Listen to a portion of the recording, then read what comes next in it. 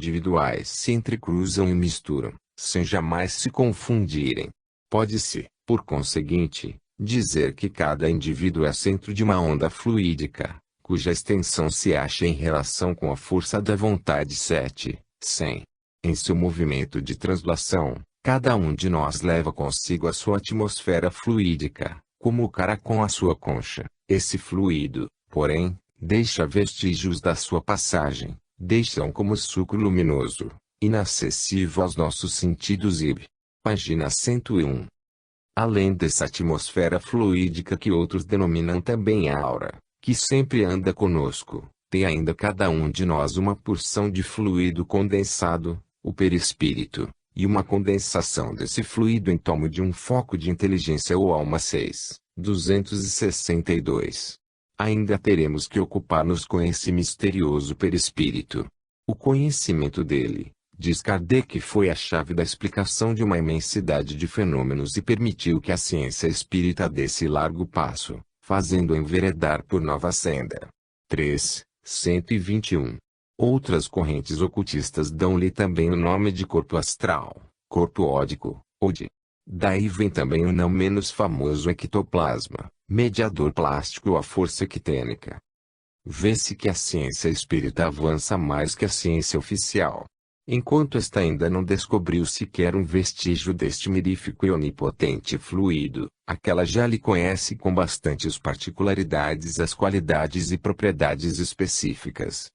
Não nos esqueçamos também das poderosas criações fluídicas. O pensamento do espírito cria fluidicamente os objetos que ele esteja habituado a usar. 267. A mais, criando imagens fluídicas, o pensamento se reflete no envoltório perispirítico, como num espelho, toma nele corpo e aí, de certo modo, se fotografa. Tem um homem, por exemplo, a ideia de matar a outro, embora o corpo material se lhe conserve impassível. Seu corpo fluídico é posto em ação pelo pensamento e reproduz todos os matizes deste último, executa fluidicamente o gesto. Página 267. Em suas obras póstumas, páginas 106s, há que repete as mesmas palavras e acrescenta, a teoria das criações fluídicas e, por conseguinte, da fotografia do pensamento é uma conquista do moderno espiritismo e pode, doravante, considerar-se como firmada em princípio. O que admira, em tudo isso, não é apenas o minucioso conhecimento que há Kardec acerca destas coisas invisíveis e imperceptíveis, mas, sobretudo, a admirável segurança e serenidade com que discorre sobre as mais mirabolantes fantasias. Para que seus seguidores os fluidos explicam toda a vasta e curiosa fenomenologia espírita. O fluido perispirítico é o agente de todos os fenômenos espíritas, que só se podem produzir pela ação recíproca dos fluidos que emitem o médium e o espírito. 52. Vejamos, pois, ainda que sumariamente, o fluidismo espírita é aplicado aos fenômenos. 1. Efeitos físicos. Quando um objeto é posto em movimento, levantado ou atirado para o ar, não é que o espírito tome, empurre ou suspenda, como faríamos com a mão.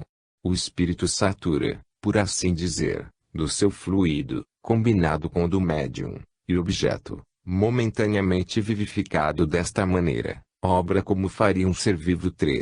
77. Por exemplo, para levantar a mesa, o espírito aure no fluido universal o que é necessário para lhe dar uma vida factícia. Assim preparada a mesa, o espírito atrai e move, sob a influência do fluido que de si mesmo depende, por efeito da sua vontade. Página 75. Assim também pode levantar uma poltrona. Se pode levantar uma poltrona, também pode, tendo força suficiente, levantá-la com uma pessoa sentada nela. Página 83.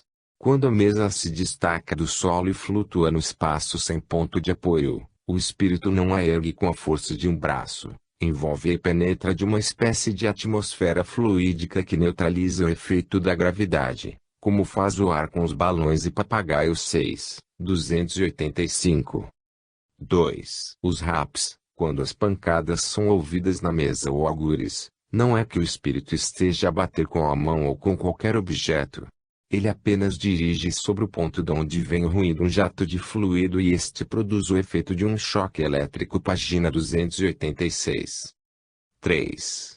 As curas. O fluido desempenha então o papel de agente terapêutico. Os espíritos derramam sobre o magnetizador fluidos especiais que curam. Página 279. 4. As obsessões. O obsediado fica como que envolto e impregnado de um fluido pernicioso, que neutraliza a ação dos fluidos salutares e os repele. Página 289. Ficando o paciente enlaçado por uma comuteira e constrangido a proceder contra sua vontade. Página 290. 5. As aparições. O espírito, por um ato de vontade, faz com que o perispírito se torne visível. Página 280. Os mesmos princípios são aplicados também aos milagres do Evangelho. Ares dedica todo o longo capo 15 de A Gênese, páginas 292 a 336. Começa por lembrar que Jesus, que, segundo ele, não era Deus, possuía imensa força magnética e tinha um perispírito especial, tirado da parte mais quintessenciada dos fluidos terrestres. Página 293. Com estas qualidades especiais é que Jesus operava seus aparentes milagres. Exemplos. 1. A estrela dos magos. Um espírito pode aparecer sob forma luminosa ou transformar uma parte do seu fluido perispirítico em foco luminoso. Página 295. 2. As curas exprimem o movimento fluídico que se operara de Jesus para o doente. Página 298. Geralmente bastava uma irradiação fluídica manual para realizar a cura. 3. O cego de Betsaida. Aqui é evidente o efeito magnético. Página 299. 4. O cego de nascença. Foi seu fluido curativo. Página 308. 5. A ressurreição da filha de Jairo. Não estava morta, apenas síncope ou letargia. Seu fluido vivificante operou a cura. Página 315. Assim também Lázaro, que de fato não estava morto. Letargia. Página 316. 6. Caminhar sobre as águas, pela mesma força fluídica que mantém no espaço uma mesa, sem ponto de apoio. Página 317. 7. Transformação da água em vinho. Ação fluídica que mudou as propriedades da água, dando-lhe um sabor de vinho. Página 320. 8. Multiplicação dos pães. Poderosa ação magnética, que ele exercia sobre os que o cercavam que, assim, não experimentavam a necessidade de comer. Página 321. 9. Aparições de Jesus. Depois da morte, Jesus se mostrou com o seu corpo perispirítico. Página 331. Como se vê, tudo claro, fácil, positivo, sem milagre e sem mistério. Uma única coisa, apenas, permaneceu misteriosa: como chegou a saber da existência do fluido e da realidade de sua ação. E outra, se os espíritos dispõem de tão grande quantidade e variedade de fluido, se basta um ato de vontade deles e um pensamento dirigido, por que necessitam eles ainda de médiuns humanos? 3. Fluidismo curandeirista. Muitos procuram os centros espíritas e os terreiros umbandistas em busca da saúde. A promessa da cura é indiscutivelmente o mais poderoso fator de atração que o espiritismo oferece à massa popular. Ainda que estamos apenas diante de um caso particular de aplicação do fluidismo espírita em geral. AAC, pessoalmente, em suas obras, não desenvolve muito esse assunto, embora faça frequentes alusões aos fluidos curadores e vivificadores. Aqui no Brasil, entretanto, o espiritismo se transformou num autêntico movimento curandeirista. Daí lhe veio a popularidade entre nós. Precisamos, por isso, ocupar-nos também com este aspecto particular e ver como procedem e com que mentalidade.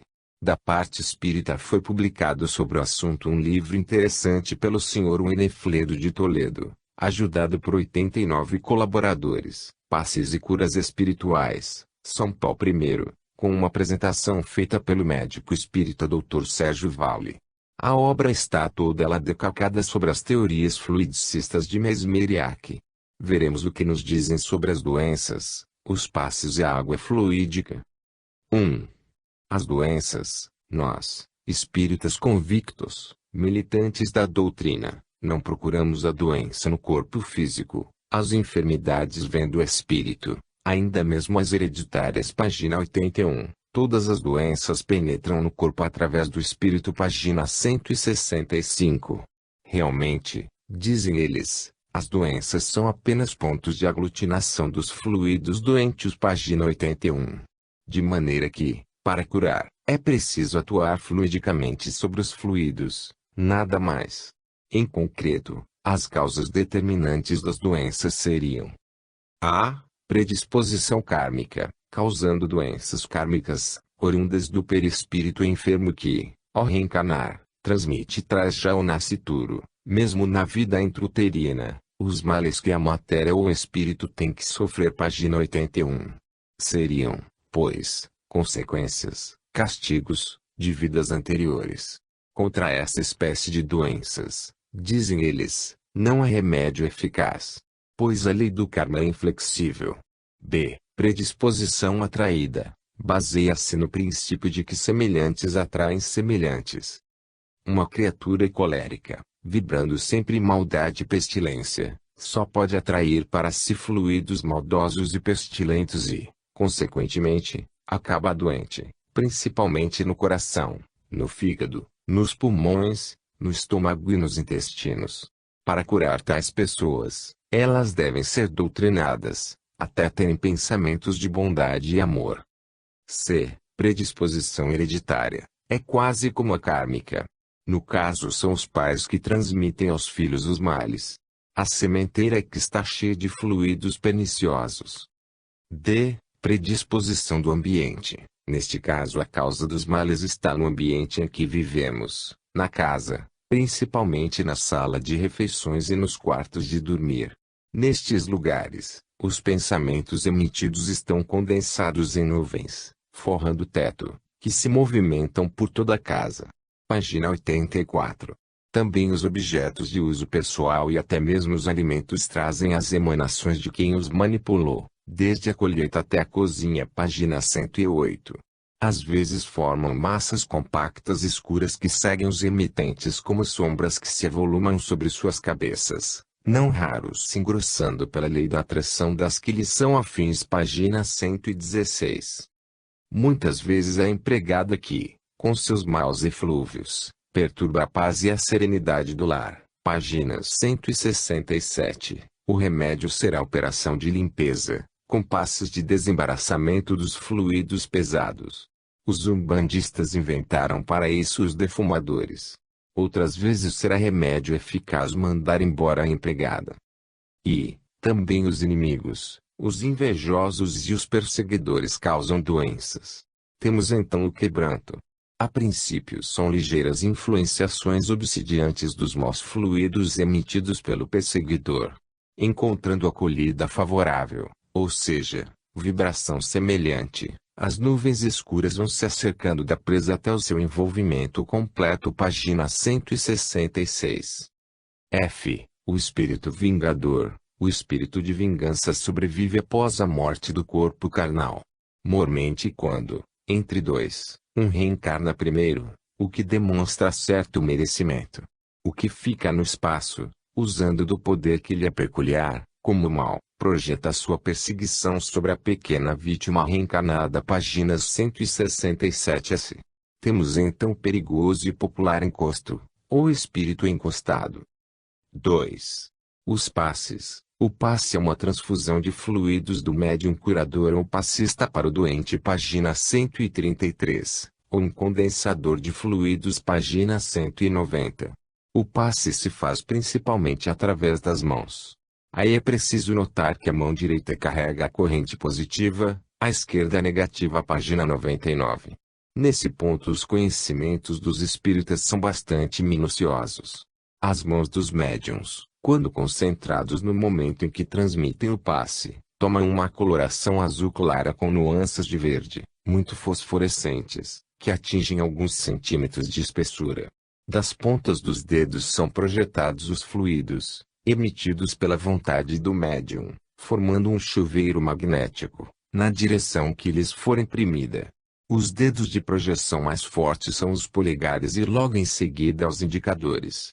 Quando os dedos se juntam em forma de feixe, os fluidos perdem a forma dispersa e caem em jatos fortíssimos, penetrando profundamente no organismo. Página 101. Para o bom passe, há uma regra importante: as mãos arrastam os fluidos pelas correntes e, para que eles não retornem ao corpo do doente, elas se fecham para depois abrirem-se afastadas do corpo do médium, dando dispersão aos maus fluidos para os lados. Assim as mãos voltam limpas para reiniciar o passe. Página 141. Observe-se também que nunca se devem cruzar as pernas e os braços durante a concentração, para que as correntes centrífugas e centrípetas tenham livre curso na trajetória das suas direções. Página 147. Há 3 tipos de passes distintos: o passe magnético, o passe mediúnico e o passe espiritual. Página 133. O passe magnético é exclusivamente do médium, fornecendo somente ele seus próprios fluidos. Este pode ser longitudinal, de cima para baixo, nunca de baixo para cima, rotatório, transversal e perpendicular. Cada um tem o seu efeito próprio. O passe mediúnico é realizado pelo médium incorporado por um espírito passista. Neste passe concorrem os fluidos do médium e os do espírito, que é quem dirige todo o trabalho, que pode servir-se dos fluidos do ambiente e da flora medicinal. Página 143. Este é propriamente o passe espírita. O passe espiritual é feito exclusivamente pelos espíritos passistas. Pode ser suplicado pelo médium ou por qualquer pessoa interessada e é eficiente também à distância. Página 143. Mas também os médiums podem fazer passes à distância.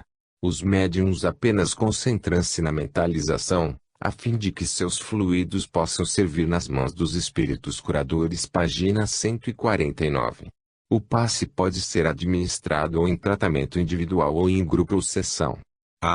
Para o tratamento individual é preciso preparar o paciente e conseguir dele a necessária predisposição que o coloque em estado passivo, facilitando enormemente a penetração dos fluidos curadores. Página 115. Melhor seria recolher-se ao leito, sozinho no quarto, deitar-se de costas, com os braços estendidos ao longo do corpo, relaxar os músculos, os nervos e concentrar-se com os guias espirituais. Páginas 117s. Evidentemente um estado excelente para receber sugestões e desencadear reflexos condicionados. Para o tratamento em grupo ou sessão, devem estar presentes somente o dirigente, os médiuns escolhidos e os doentes. As pessoas acompanhantes devem permanecer fora da corrente, recomendando-se com rigor não trazer adultos que manifestem ideias contrárias ao espiritismo. Páginas 178. Também página 122.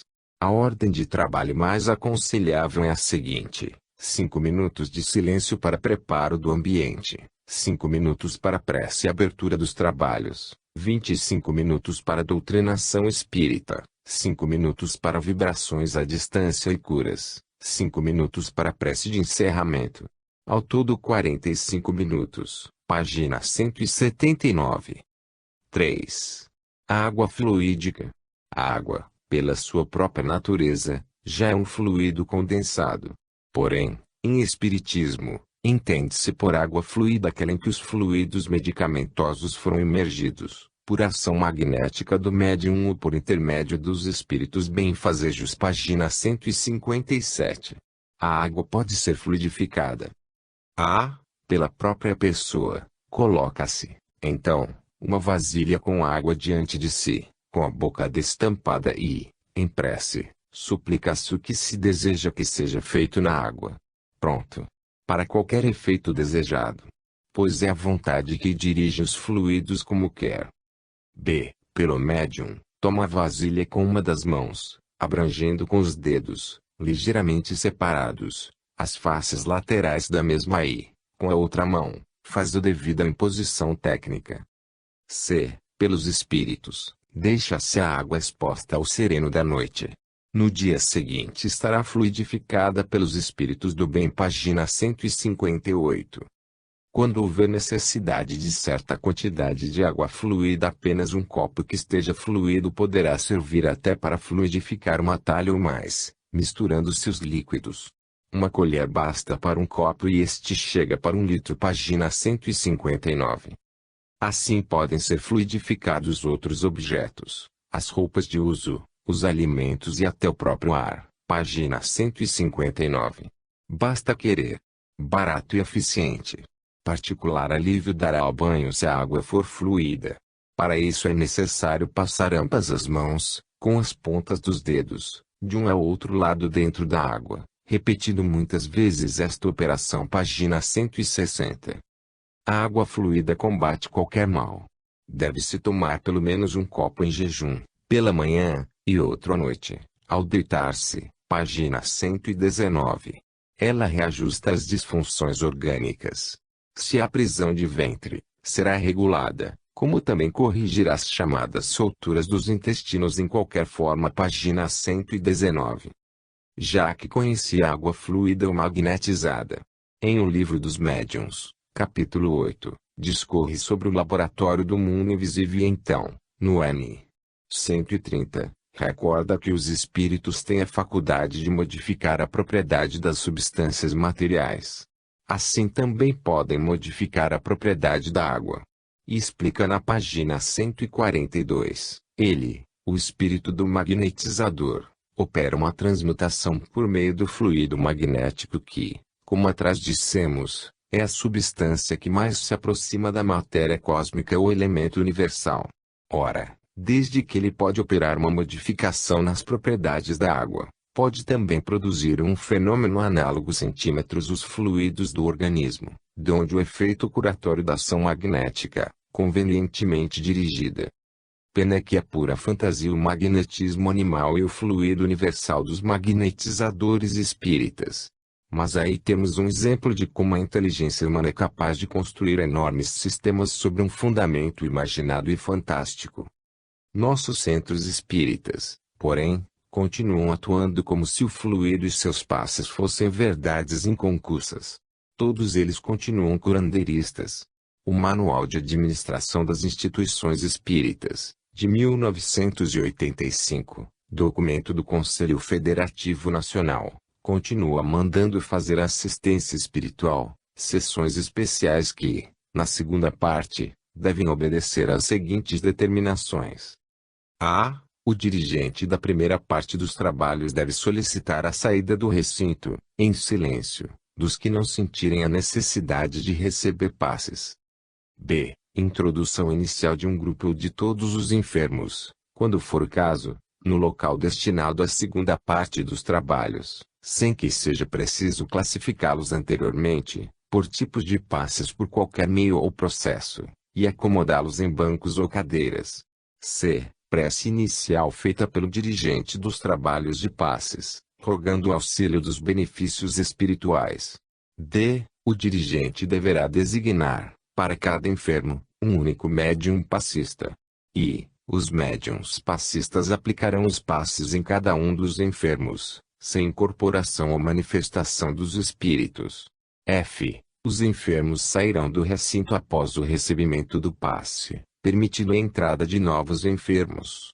G. Prece final, proferida pelo dirigente ou por um dos médiuns da equipe em agradecimento aos benefícios recebidos, sem a presença dos beneficiados.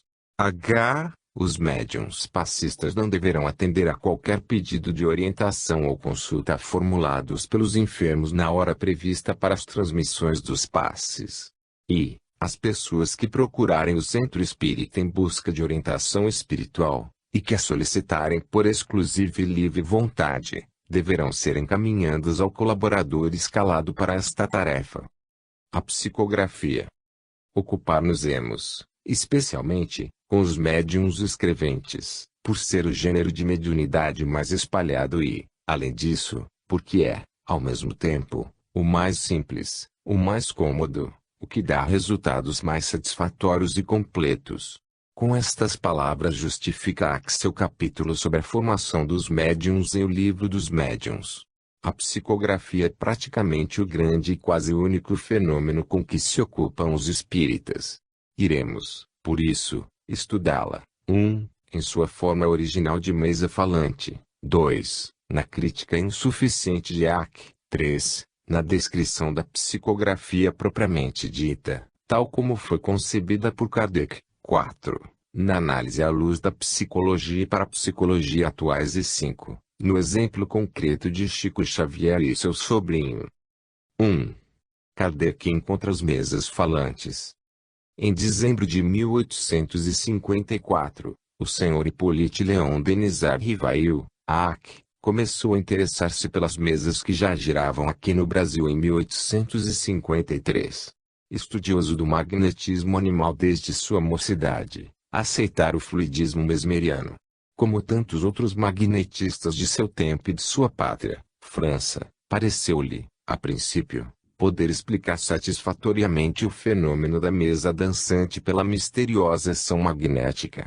Mas uma observação mais cuidadosa do fenômeno levou-o a descobrir duas particularidades muito importantes, impossíveis de serem explicadas pela força cega do magnetismo. 1. A mesa denotava inteligência e, portanto, a causa devia ser inteligente. 2. Esta inteligência era autônoma, independente da inteligência das pessoas que colocavam as mãos sobre a mesa e, portanto, devia originar-se de uma causa inteligente diferente e invisível.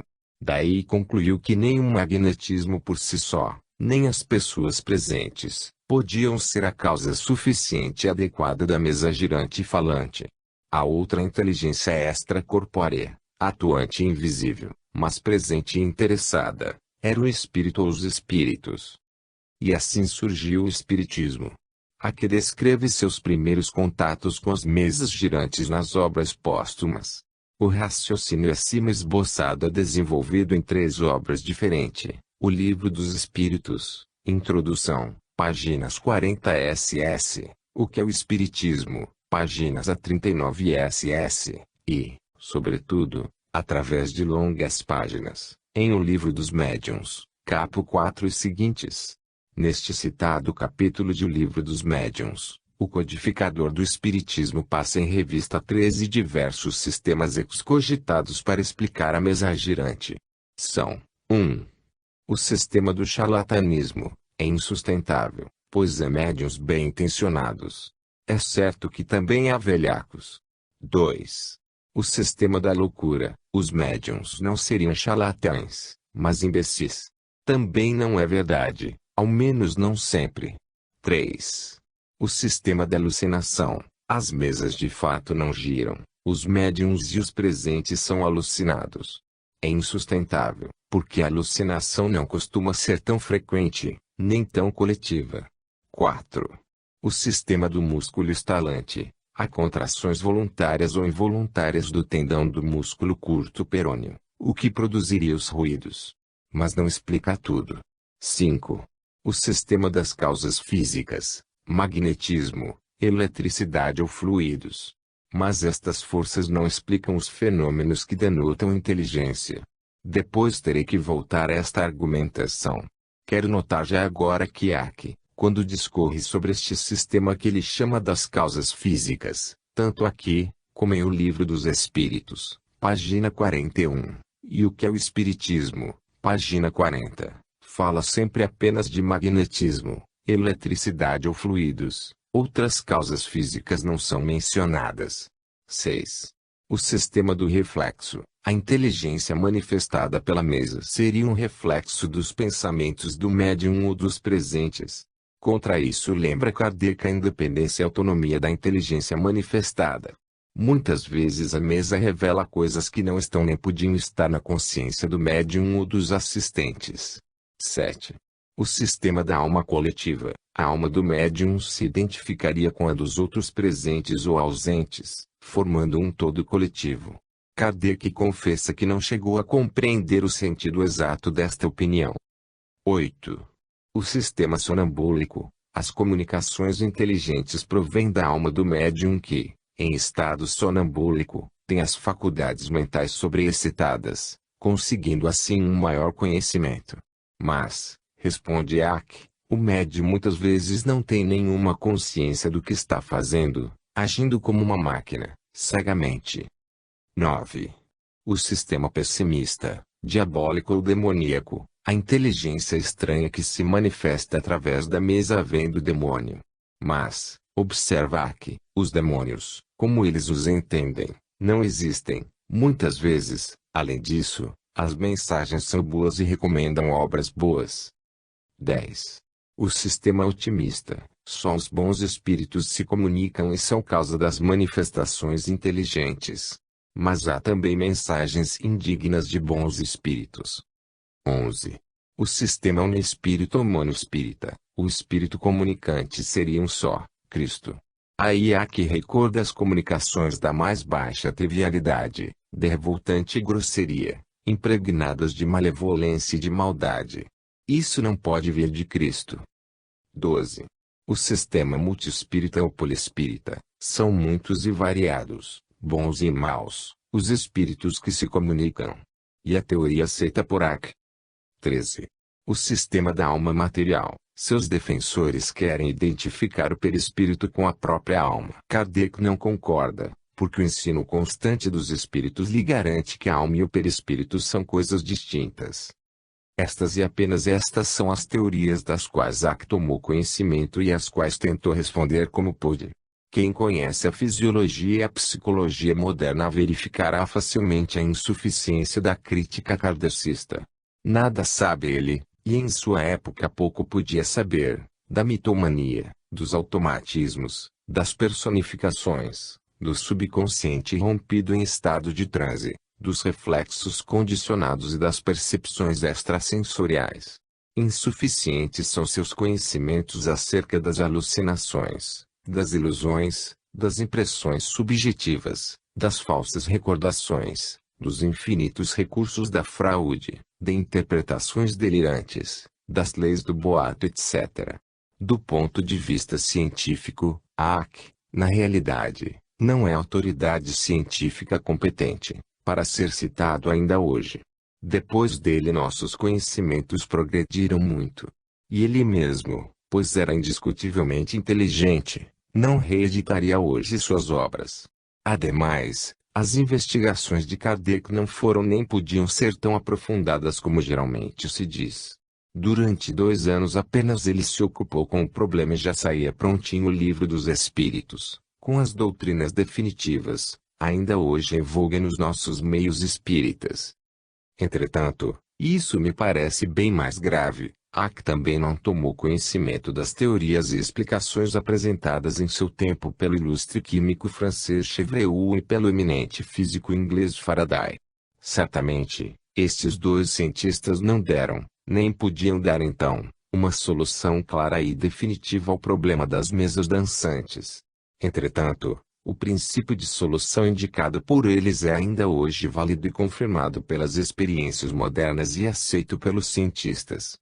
Miguel Faraday, com efeito, apresentou em 1853, atente-se bem a esta data, à Sociedade Real de Londres os resultados de suas pesquisas experimentais sobre as mesas girantes. Demonstrou ele, em primeiro lugar, que o movimento das mesas não se devia a nenhum desprendimento de eletricidade, a nenhum fluido e a nenhuma espécie de força atrativa ou repulsiva. Mas ele concedia a realidade dos movimentos. Faraday demonstrou então experimentalmente que estes movimentos eram produzidos pelos movimentos musculares inconscientes dos que punham suas mãos sobre a mesa. Para isso colocou sobre a mesa pedaços de cartão, unidos entre si levemente colados à mesa. Verificou-se então que, quando a mesa se havia movimentado, também os cartões haviam deslizado uns sobre os outros no mesmo sentido da mesa, tendo avançado mais os de cima que os de baixo. Faraday deu também aos operadores um sinal que acusava imediatamente qualquer ação muscular deles. Para isso instalou um mecanismo especial sobre a mesa, que impedia qualquer ação muscular, mas permitia a fantasiada magnetização do móvel. Com este instrumento a mesa deixou de girar e dançar. No ano seguinte, 1854, O químico Miguel Eugênio Chevreul apresentou à Academia das Ciências de Paris sua memória sobre a varinha divinatória, o pêndulo explorador e as mesas girantes. Já em 1812 Chevreul se dedicara, de modo inteligente e metódico, ao problema da varinha divinatória.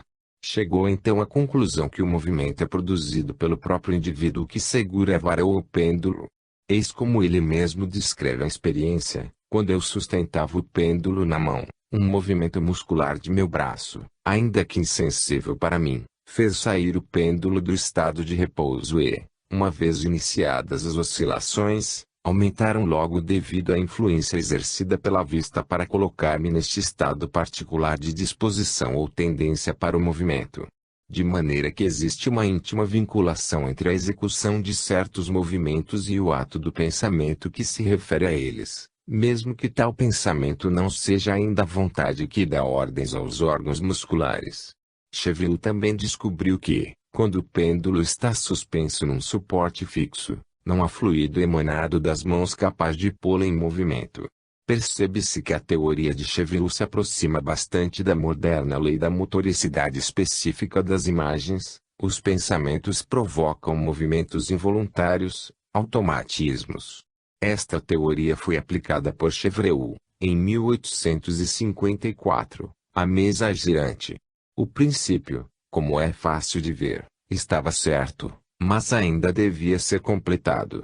Mais tarde Pierre Janet, L'automatisme psychologique, Paris, 1889, o aperfeiçoaria. É preciso ir mais longe que Chevreul, dizia Janet, e, depois de ter admitido os atos sem vontade, deve-se falar de pensamentos sem consciência ou fora de nossa consciência, se quisermos livrar-nos dos inúmeros diabinhos de Millville, página 375, ou dos enxames de espíritos imaginados por Kardec. Pois bem, nem Faraday, nem Chevreul, cujas teorias foram publicadas em 1853 e 1854, exatamente quando Kardec se debruçava sobre as mesas girantes, nenhum deles foi considerado e estudado com a devida atenção pelo codificador do Espiritismo. As preocupações de Kardec eram muito mais de ordem filosófica e religiosa que científicas. E, sobretudo, Kardec teve muita pressa. Já em 1857 saiu o Livro dos Espíritos. 2. A insuficiência da crítica kardecista. Examinemos agora mais minuciosamente as críticas feitas pelo mestre espírita a algumas das teorias por ele consideradas. Criticando o sistema das causas físicas, e aí poderia ter mencionado também a teoria de Faraday e Chevreul. Há que insiste no seguinte raciocínio: os movimentos e as pancadas deram sinais inteligentes, obedecendo à vontade e respondendo ao pensamento. Desde que o efeito deixava de ser puramente físico, outra, por isso mesmo, tinha que ser a causa.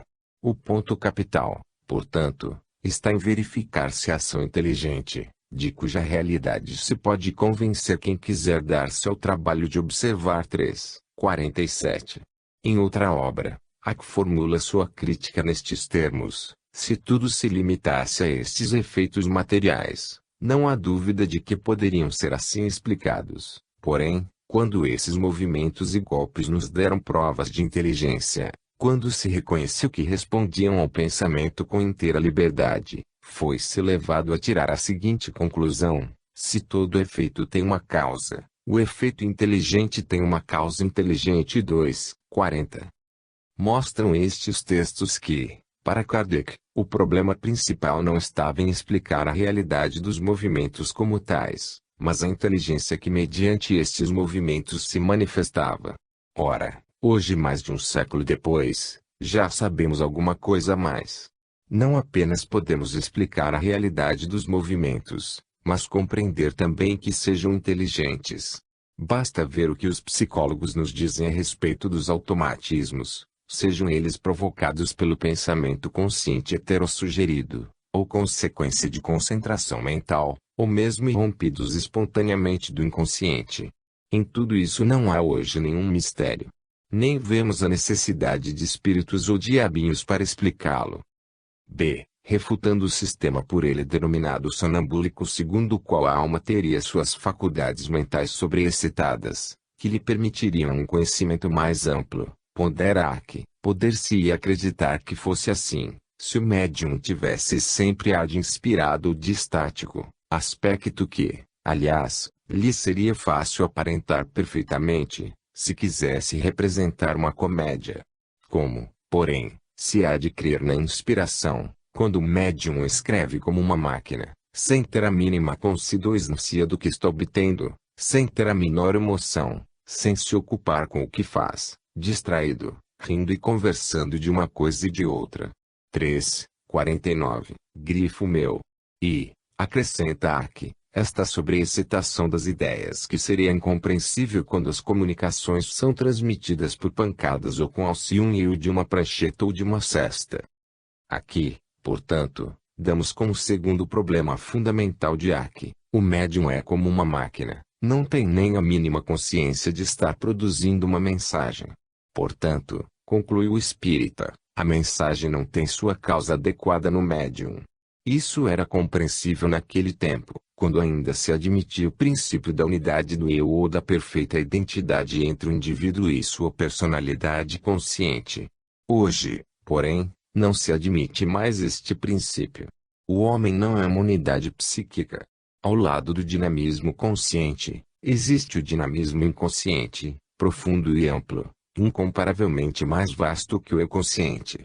O grande psicólogo Jung afirma que a descoberta do inconsciente separou radicalmente a nova psicologia da velha, causando nela a mesma revolução que a descoberta da radioatividade na física clássica. E sabe-se que uma das vias prediletas pelas quais costumam irromper as profundezas da alma é precisamente a via motriz ou dos movimentos inconscientes dos músculos. E a escrita automática, pelo lápis ou pela mesa, pouco importa, é um caso típico. E não é necessário que o atuante, ou o médium dos espíritas, esteja em estado de transe ou de especial concentração.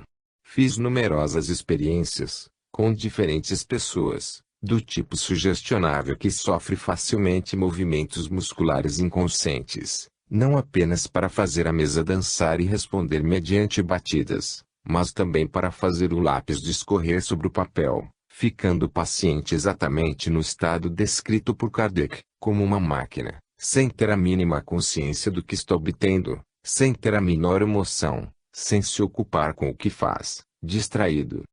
C. Ao criticar o sistema que ele chama de reflexo, segundo o qual a inteligência manifestada seria um reflexo do pensamento do médium ou dos presentes, observa que só a experiência podia confirmar ou condenar essa teoria, e a experiência condenou, porquanto demonstra a todos os momentos, e com os mais positivos fatos, que o pensamento expresso, não somente pode ser estranho ao dos assistentes, mas que lhes é muitas vezes contrário, que contradiz todas as ideias preconcebidas e frustra todas as previsões. 3:47. Eis, pois, o terceiro problema básico: a misteriosa inteligência é capaz de revelar coisas que nem o médium, nem os presentes podem saber. E aí está, propriamente, a razão principal que conduziu à teoria espírita. Muitas vezes insiste neste argumento. E era, realmente, um motivo forte, digno de ser examinado e investigado. Está claro que Kardec não nos quererá dizer que todas as mensagens obtidas pela mesa ou, depois, pelo lápis, apresentam um conteúdo surpreendente. Um estudo atento das obras psicografadas e publicadas, e estas serão, sem dúvida, as melhores, revela que, geralmente, o conteúdo das mensagens não é surpreendente e, quando é, surpreende por sua banalidade. Entretanto, não quero negar que o fato, assinalado por aqui pelos espíritas, de quando em quando se apresente realmente. Isto é, a escrita automática é, efetivamente, capaz de revelar coisas e dados que nem o médium nem os presentes podem saber. Mas também é que a psicologia moderna pode vir em nosso auxílio. Para maior clareza, tentarei resumir em alguns itens as principais conclusões de Rini. 1. O fenômeno psigama, ou a percepção extrasensorial ESP, Independente do raciocínio e das vias sensoriais conhecidas, existe realmente e é de todo natural. Somente a ignorância dos resultados experimentais obtidos em mais de 5 milhões de experiências pode explicar o ceticismo. 2. Todos os homens normais têm a possibilidade de perceber extrasensorialmente. 3. Parece que o fenômeno psigama não depende das leis do espaço. A maior ou menor distância entre o gentil e o percipiente não afeta nem modifica a percepção. 4. O conhecimento paranormal não parece depender das leis comuns do tempo, nem do passado, nem do futuro. 5. O conhecimento psigâmico paranormal se manifesta pela via motriz, pela via de imagens e pela via onírica, do sonho. Portanto, também para responder ao terceiro problema, não há necessidade de espíritos. Basta a ciência. Assim vimos que a mesa girante, principalmente quando fala e revela dados desconhecidos, é um fenômeno complexo com várias causas e não um fenômeno simples com uma só causa. Ou melhor, a mesa dançante pode ser um fenômeno simples, quando apenas faz movimentos, com uma causa simples, movimentos musculares inconscientes. Pode ser um fenômeno composto, quando dança e responde inteligentemente, com causa composta, automatismo orientado pelo dinamismo inconsciente do médium, e pode ser um fenômeno complexo, movimentos, com inteligência, revelações surpreendentes e assinatura de um nome estranho, com causa complexa, automatismo, percepção extrasensorial, personificação. 3. A psicografia apresentada por Allan Kardec. As mesas girantes, declara Arque, representarão sempre o ponto de partida da doutrina espírita 3, 66. Entretanto, bem depressa notou que o processo de comunicar-se com os espíritos mediante batidas da mesa era muito moroso e 71 e 153. Por isso, diz Kardec, os próprios espíritos indicaram outros meios. Página 71, o das comunicações escritas. Veio assim a escrita automática ou a psicografia. E ainda Kardec quem nos vai historiar o fato, receberam-se as primeiras deste gênero, adaptando-se um lápis ao pé de uma mesa leve, colocada sobre uma folha de papel. Posta em movimento pela influência de um médium, a mesa começou a traçar caracteres, depois palavras e frases. Simplificou-se gradualmente o processo, pelo emprego de mesinhas do tamanho de uma mão, construídas expressamente para isso, em seguida, pelo de cestas, de caixas de papelão e, afinal, pelo de simples pranchetas. A escrita saía tão corrente, tão rápida e tão fácil como com a mão. Porém reconheceu-se mais tarde, é sempre aqui quem dá essas informações que todos aqueles objetos não passavam, em definitivo, de apêndices, de verdadeiras lapiseiras, de que se podia prescindir, segurando o médium, com sua própria mão, o lápis. Forçada a um movimento involuntário, a mão escrevia sob o impulso que lhe imprimia o espírito e sem o concurso da vontade, nem do pensamento do médium. A partir de então, as comunicações de além-túmulo se tornaram sem limites, como é a correspondência habitual entre os vivos. Páginas 71s. Mais adiante, no capo 13, aqui descreve minuciosamente essas várias maneiras de psicografar, principalmente o sistema da cesta peão, da cesta de bico e da prancheta, que é mais ou menos o ouija dos americanos. Aqui dá então a esses métodos o nome de psicografia indireta. Quando, porém, o médium pega diretamente no lápis e o faz deslizar sobre o papel, então temos a psicografia direta ou propriamente dita. O fenômeno mais cômodo e o mais fácil e mais em voga até hoje. Aqui descreve nas seguintes palavras: o espírito que se comunica atua sobre o médium que, debaixo dessa influência, move maquinalmente o braço e a mão para escrever, sem ter, é pelo menos o caso mais comum, a menor consciência do que escreve. Página 164. No capo 15, o codificador do Espiritismo divide os médiuns psicógrafos em 3 categorias. A. Médiuns mecânicos, aqueles cuja mão recebe um impulso involuntário que nenhuma consciência tem do que escrevem. Kardec insiste: o que caracteriza o fenômeno é que o médium não tem a menor consciência do que escreve. G. Preciosa esta faculdade, por não permitir dúvida alguma sobre a independência do pensamento daquele que escreve. Página 182. Mas observa na página 193 que estes médiuns são muito raros. B. Médiuns semimecânicos, aqueles cuja mão se move involuntariamente, mas que têm, instantaneamente, consciência das palavras ou das frases, à medida que escrevem. Sente que a sua mão uma impulsão é dada, malgrado seu, mas ao mesmo tempo tem consciência do que escreve. Página 183.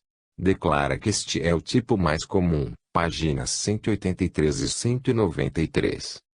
C. Médiuns intuitivos, aqueles com quem os espíritos se comunicam pelo pensamento e cuja mão é conduzida voluntariamente. Neste caso o espírito não atua sobre a mão do médium, mas atua sobre a alma, com a qual se identifica. A alma, sob esse impulso, dirige a mão e esta dirige o lápis. Nessa situação o médium tem consciência do que escreve. Página 182. Kardec concede logo que neste caso será bem difícil saber se o pensamento vem do espírito ou da alma do médium. Mas, consola-se, pode acontecer que isso pouca importância apresente, e continua, benévolo, todavia, é possível reconhecer se o pensamento sugerido, por não ser nunca preconcebido, nasce à medida que a escrita vai sendo traçada. Página 183.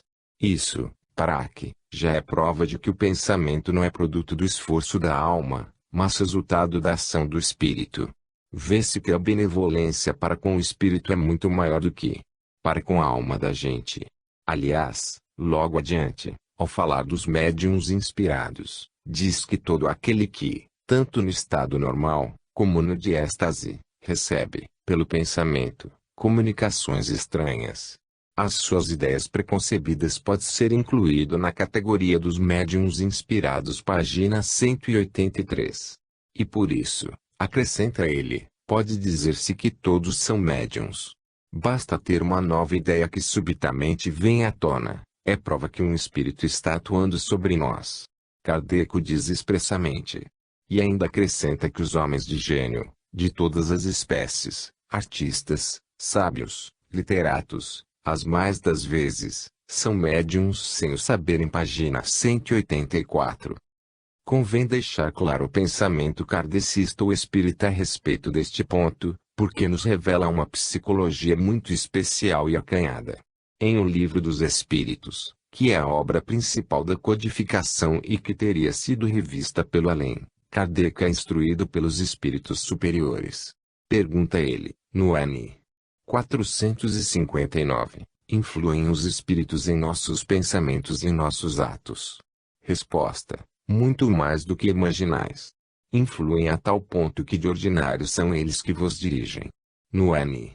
461 pergunta como é possível distinguir os nossos pensamentos dos do espírito, e recebe o seguinte critério: geralmente, os pensamentos próprios são os que acodem em primeiro lugar, mas, acrescenta, não vos é de grande interesse estabelecer essa distinção. No N. 577 dá um exemplo de certas iniciativas que os espíritos podem tomar. Por exemplo, entende um espírito ser útil que se escreva um livro, que ele próprio escreveria se estivesse encarnado. Procura então o escritor mais apto a lhe compreender e executar o pensamento. Transmite-lhe a ideia do livro e o dirige na execução. O mesmo ocorre com diversos trabalhos artísticos e muitas descobertas. Estranha psicologia. Não só não deixa nenhum lugar para o dinamismo inconsciente no homem, mas a própria vida consciente sofre constantes interferências na sua atividade intelectual. Não ignorais, ensinam os espíritos de Kardec, que, frequentemente, muitos pensamentos vos acodem a um tempo sobre o mesmo assunto e, não raro, contrários uns aos outros. Pois bem, no conjunto deles, estão sempre de mistura os vossos com os nossos. Daí a incerteza em que vos vedes. N. 460. Seria o caso de mandar todos os espíritos às favas e pedir que nos deixem em paz e tranquila atividade. Escrevo hoje uma página, releio amanhã, corrijo o pensamento, e eis que me proclama médium psicógrafo do tipo intuitivo. 4. Análise psicológica de uma mensagem psicografada. Figuremos um fenômeno autêntico de psicografia, sem fraude nem simulação. Façamos mesmo a melhor suposição, do ponto de vista espírita. Um médium, residente no Rio, sente repentinamente impulso estranho e involuntário na mão, pega de um lápis, coloca a mão e o lápis sobre uma folha de papel. A mão escreve nervosamente, sem que o médium tenha a menor ideia, em médium mecânico, segundo a terminologia de Kardec, e eis que aparece a seguinte mensagem: papai está doente. Alice, mas o pai do médium mora em São Paulo e o médium ainda ontem recebeu uma carta de casa informando que lá todos vão bem. Alice seria o nome do espírito guia. Imediatamente nosso médium pede uma ligação telefônica para São Paulo e de lá vem a informação clara e inegável: papai está doente. Eis o fenômeno. Kardec e seus seguidores o terão certamente como um bom e raro fenômeno espírita. Digo raro porque a grande maioria das mensagens psicografadas não traz nenhuma surpresa na mensagem, e também porque, segundo Kardec, os médiuns mecânicos são raros. Tentemos agora uma serena análise psicológica deste fenômeno, de acordo com os conhecimentos de hoje. O fenômeno, como se vê, não é simples, mas complexo. Analisando e decompondo em suas partes constitutivas, teremos 4 elementos. 1. O movimento impulsivo e involuntário da mão do médium com lápis. 2. A escrita inconsciente, mas inteligente, produzindo uma mensagem. 3. A mensagem surpreendente, com um conteúdo que o médium não podia conhecer. 4. O nome estranho que assina o recado. Ora, não é difícil demonstrar, à luz dos atuais conhecimentos, que cada um destes 4 elementos constitutivos está perfeitamente dentro do âmbito das potências e faculdades naturais da alma humana, sem precisar, para sua realização, do concurso de espíritos ou almas desencarnadas. Logo, também o seu conjunto, ou a conjunção dos 4 elementos num só fenômeno complexo, é natural ou, como diriam os espíritas, é anímico segundo a terminologia não muito feliz de Aksakov-Bozano. Para fazer esta demonstração basta recordar resumidamente o seguinte: 1. A lei da motoricidade específica das imagens é capaz de desencadear movimentos musculares bastante complexos, independentes da vontade da consciência. Estes movimentos impulsivos e repentinos podem irromper espontaneamente do psiquismo humano. Os espíritas ainda não se conformaram com a ideia do subconsciente no homem. Compreende-se esta atitude reacionária em vista de suas convicções formuladas há mais de um século, quando as descobertas de F. H. W. Mieres, W. James, P. Janet, Charcot, Freud, Bleuler, Adler, Jung e outros ainda estavam numa fase totalmente embrionária. Mas como eles constantemente fazem praça de marcar passo com a ciência, está na hora, também para eles, de começar a falar de modo diferente. Já não estamos no orgulhoso século XIX. Ora, estes automatismos explicam cabalmente não apenas o movimento impulsivo e involuntário da mão do médium com lápis, primeiro elemento, mas também a escrita inconsciente e inteligente, produzindo uma mensagem, segundo elemento. A psiquiatria conhece muito bem o fenômeno da escrita automática de certos dementes, que são capazes de produzir cadernos de mensagens para salvar o mundo. Ninguém dirá hoje que eles são movidos por espíritos do além. Falando de um caso semelhante, dizia Richet, parece-me sempre mais simples admitir que a bela inteligência de Sardou fez um trabalho inconsciente do que supor que a alma de Mozart veio animar os músculos de Victorien em Sardou Tratado de Metapsíquica, Vol. I, página 82. E não nos esqueçamos deste outro princípio formulado pelo mesmo autor na página 78. O inconsciente é capaz de fazer tudo o que o consciente pode fazer. 2. As experiências, pelo método quantitativo, da escola de Rini provam a realidade da percepção extrasensorial no homem. Verificou-se também que esta percepção independe das leis comuns do espaço, isto é, a distância. Rio-São Paulo, não modifica nem afeta a natureza da percepção psigama. Sabe-se ainda que a percepção é mais fácil e mais segura quando incide sobre um objeto carregado de valores existenciais, com ressonância afetiva, doença do pai, ou morte de uma pessoa, desastre, etc. Assim também o terceiro elemento, a mensagem surpreendente, com um conteúdo que não se podia obter pelas vias normais e conhecidas.